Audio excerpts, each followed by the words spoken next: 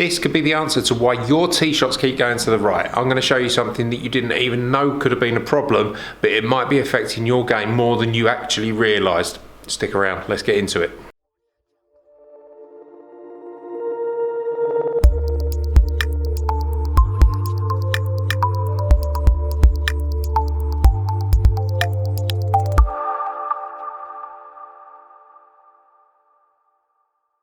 So what I've done is I've put the alignment stick there in this position to just signify sort of playing a swing, and that's what you're kind of working on. The issue that I see a lot of when I'm teaching is poor club face control, leaving that club face open and then leaving it to the right, and then you sort of make alterations in what you're doing to allow for that. So the fault is to come in, have the handle of the club up quite high, and then that causing the club face to open a lot. So the issue would be there that effectively what you're doing, if we were looking at a set of irons, we'd say that the clubs that you're using are too flat for you. So if the handle is too high, toe of the club points down, heels up and away from the ground. And at address, that means that the club face is pointing to the right. There's nothing that you can do about that. It's not about sort of twisting it or manipulating it in any way. It's just by raising the handle of the club that makes the club face point to the right. So what I'm going to see is as people are swing back, come in under poor plane and have their hands coming up and away and out and away from their body. So, you know, like the early release thing where the pelvis tucks under and the chest goes back, which we've discussed before. So as you come in, handle of the club gets high, and then that causes the club face to get quite open.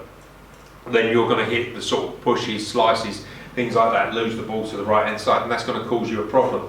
So what you need to feel is that as you're coming back and through, that you're trying to return that club in on a much lower, shallower plane.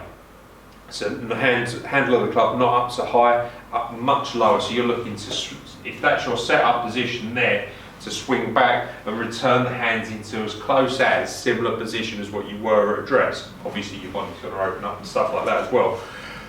But you need to keep the hands lower, so the left arm needs to be fully extended as you're swinging down and through, trying to make sure that you're on a much shallower plane. That's going to allow you to then hit up on the ball, so the angle of attack is going to be dramatically improved, because if your handle gets up and then you'll start chopping down on it, angle of attack is going to be too steep. You're going to see some high spinning, high launching shots.